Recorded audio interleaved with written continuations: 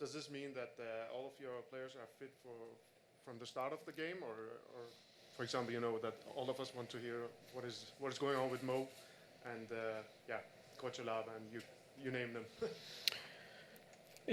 Şunu düşünebilir miyiz? Bütün takımdaki oyuncuların fit olduğunu, maça hazır olduğunu söyleyebilir miyiz? Both of them were the guys you mentioned. They were part of the session yesterday. They had a very good reaction.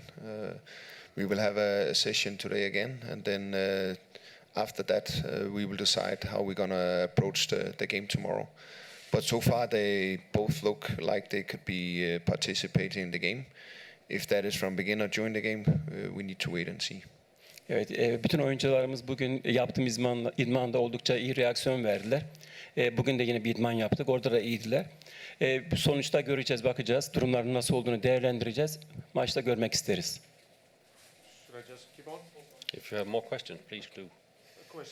A question for you, Zach. You told us after the game last week that you had cramps in both of your legs. How is your situation now? Your physics?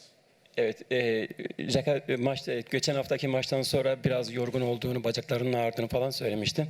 Şu andaki fiziksel olarak kendini nasıl hissediyorsun? Son durumun nedir? Yeah, I remember I told you that, but I had plenty of days to recover. I played some minutes against Lyngby, and now I'm fresh to go if the coach needed, and I'm feeling good. Evet, maçtan sonra zamanım oldu dinlenmek için. Yeteri kadar dinlendim. Kendimi şu anda çok fit hissediyorum. Maç için hazır olduğumu düşünüyorum. Could you add on that Torb and tell us what did it mean to you that he could play a whole game from start to the end and did it quite well? You ran a bit. Bu konuda ne düşünüyorsunuz? Zekan'ın bu maçta sonuna kadar oynayacağını belirtti. Bu konudaki düşünceleriniz nedir? I think we all have looked forward to this day where we could have our captain Carlos back in the team. He showed from the first second on the pitch that he is the leader of the pitch. So not only did he ran a lot of meters, but he also make it a team performance in his way of being a leader. So in that case, he played a very good game. Evet, kaptanımızın sahada olması, takıma liderlik etmesi bizim için çok önemli. Çok iyi bir lider, takımda önde giden bir arkadaşımız. Bizde liderlik yapması takımımıza büyük bir motivasyon sağlamakta. Last question for me for now. In football, things quite change quite fast. We saw in a couple of weeks ago that the FCK fans they were cheering some words that saying that you should go leave the job. And since then you have won some games and let's say the table have turned. What do you think that a Champions League position can do in the circumstances for you to win the hearts of FC Copenhagen's fans? Yeah, the heart of the FC Copenhagen fans. Evet, futbolda her şey çok çabuk değişmekte. Taraftarlar bundan önceki maçlarda sana hocaya karşı bir isteksizlik söz konusuydu. Fakat şimdiki maçları yenmesinin, Şampiyonlar Ligi'ne büyük bir challenge olmasından dolayı Kopenhag taraftarlarının bu düşünceler hakkında ne düşünüyorsunuz? This is not important what it means for me. This is important what it means for the club. What people say, they can say whatever they want. I cannot do anything about it. I try to do the best for this club, and one of this things could be winning the game tomorrow, or at least achieve the group stage in Champions League. İnsanların ne dediği benim için çok önemli değil. Takımın nasıl yaptığı, neler yaptığı benim için çok önemli.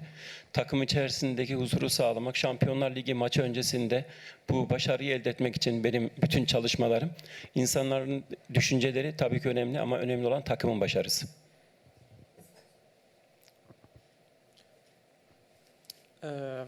Yes, just want to follow up on that question. I know that can be maybe difficult to answer in your position, but there's no doubt that this is an important game for the club and for you. Do you feel like that your job is on the line in terms of winning or losing? Arkadaşımın sorusuna ek olarak şunu söylemek istiyorum. Evet, bu zor bir soru senin için. Durum çok tabii zor. Bunun sizin için bir çizgi noktası olduğunu düşünüyor musunuz bu maçın? önemi ve sizin kariyeriniz hakkındaki düşünceleri neler olabilir? To be honest, I don't use 1 second of this. Then I think you need to ask some other people in this room. My only concern is to try to do my best in terms of develop this individual player, develop the team, and achieve as big result as possible. And one of those achievement is, of course, be part of Champions League, which is one of our goals for this club. Evet, bu konuda gerçekten hiç düşünmedim. Sanırım bu soruyu diğer insanlara sormanız gerekir. Benim düşündüğüm tek şey takımın Şampiyonlar Ligi'ne girmesi, Şampiyonlar Ligi'nde başarılı olması. Bütün çalışmalarım bu yönde. Evet, futbol arena Nurgül günaydın. Trabzonspor'un da tıpkı Kopenhag gibi çok güçlü bir taraftar kitlesine sahip ve burada yarın gerçekten zor, güzel de bir maç olacak. Türkiye'deki en önemli taraftar kitlesine sahip bir kulüp Trabzonspor ve taraftar da şu anda maça inanılmaz bir hazırlık yaptı. Sadece Trabzon'da değil, şehir dışından da hatta farklı ülkelerden de maça gelecek taraftarlar var. Zor bir maç olacak. Kendilerini nasıl bir atmosferin beklediğini düşünüyorlar? Trabzonspor is like a Copenhagen team in Copenhagen. They have got very strong supporters and they are very passionate, very ambitious. They follow their team wherever they go and they cheer up for them, they motivate them. So tomorrow they are expecting a very big crowd in Trabzon. So what do you think about the atmosphere is going to be in Trabzon? What kind of things that you have got in your thoughts about Trabzonspor fans, the pressure on you?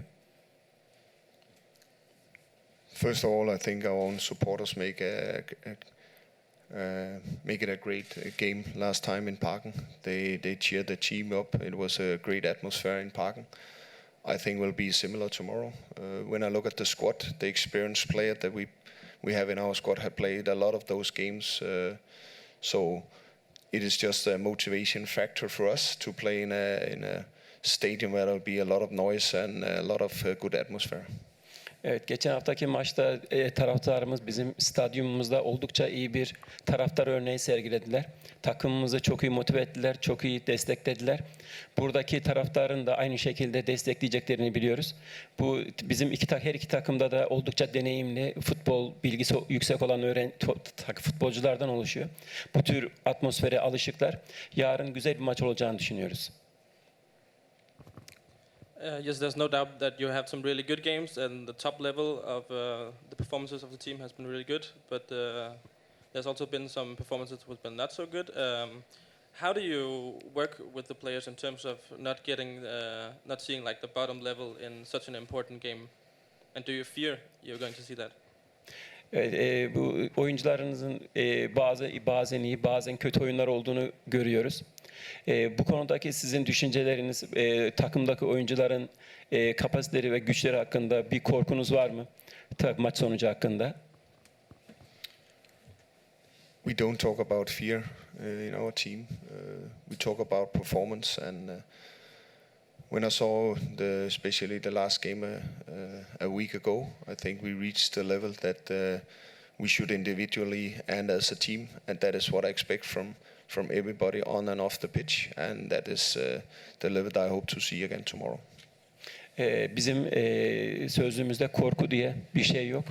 Ben futbolcularımızın bireysel olarak sahadaki bütün performanslarını en yüksek derecede uygulamalarını ve maçtaki kapasitelerini arttırmalarını bütün dikkatim bu yöndedir. Yes, I would like to ask a question about the last game. There was an incident in the stands with a supporter getting a cardiac arrest. Just if you could say a few words on how you experienced that, and also a few words on your great medical team with Morten Bosen. Evet, geçen maçtaki stadyumda bir taraftarın kalp krizi geçirmesi konusundaki düşüncelerini ve medikal takımın bu konudaki reaksiyon hakkında ne düşünüyorsunuz? First of all, it's great to hear that the young guys is having a good time now in the hospital. The second thing is we saw that a couple of supporters reacted very heavily in terms of something happened, and I must say that the way it was handled, both from our staff, with Morten Bosen, Johannes and Lasse, that went there directly and helped this guy, makes me proud, and that is of course also why they're there. on the other hand, I should also think about what happened with the team. But in that case, the most important was the safety of that boy, and now he's back where he should be. So I'm happy for him. İlk olarak şu anda sağlıklı olması, hastanede olması, sağlıklı bir durumda olması. İkinci olarak da taraftarlarımızın bu durumu fark edip hemen bu genç arkadaşımıza destek olmaları, onun iyileşmesine destek olmaları çok önemliydi. Şu anda benim için önemli olan onun sağlığının iyi olması ve iyi durumda olması. And Seka, just some words on how you experienced that situation too. Yeah, like coach said, first of all, is important that he's getting better and out of risk, and we are very happy for that. And the pitch was, I just saw our fans calling for someone, and it's not a way they normally behave. So something was wrong, and I was one of the players who was close and could understand something was wrong, and was nice to see that our medical department react so fast, and everybody in the stadium doing the best for this kid. So it was a difficult situation. But the most important is healthy, and I hope he can come back soon at Parken and enjoy a lot of games. You're the heroes of these guys. Are you planning on getting in contact with them? Maybe you have been as a squad. Yeah, I hope so. We can have any contact with him in the future. I know the club is very good at that. They for sure are thinking about something to do, because they always do so, and they will after report to us and say what we need to do. But yeah, if we can make him more happy and change a little bit something in his life, we are more than happy to do that, because we represent not only FC Copenhagen fans, but I think we represent Copenhagen. So we need to do that all the time. Is asked for us to do it. Evet, sahadayken bir şeylerin yanlış gittiğini anladım. Hemen reaksiyon verdim. Bizim medikal grubumuz hemen müdahale ettiler. Hemen sağlığına kavuştu. Allah'a şükür olsun. Şu anda durumu iyi.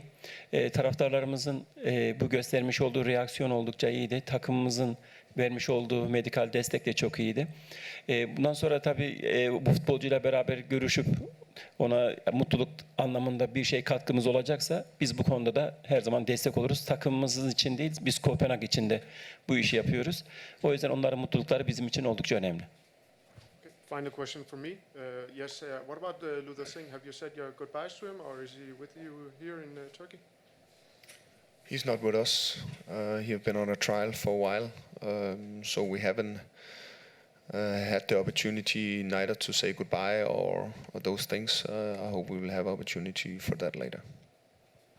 Thank you. Thank you. Yeah, just like a quick reaction to the news today about there was a fine to FC Copenhagen, also to Brøndby, and also the Brøndby away fans can't go to Parken. What is your reaction to that? Yes, how do you see not having away fans in Parken for the next derby?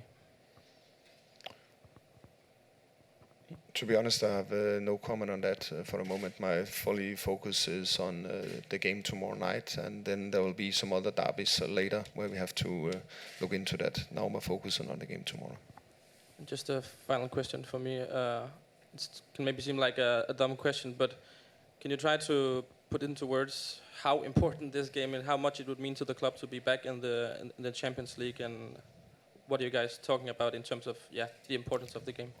Bu maçın takım için ne kadar önemli olduğunu, düşüncelerinizin ne olduğunu, ne kadar önemli olduğu hakkında neler söyleyebilirsiniz?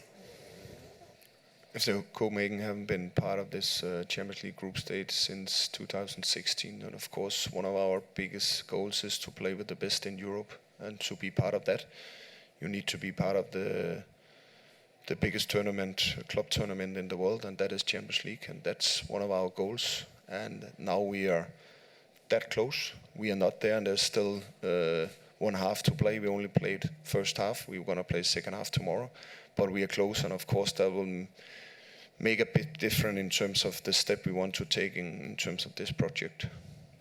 2016 yılından beri katılamadığımız bir Şampiyonlar Ligi var.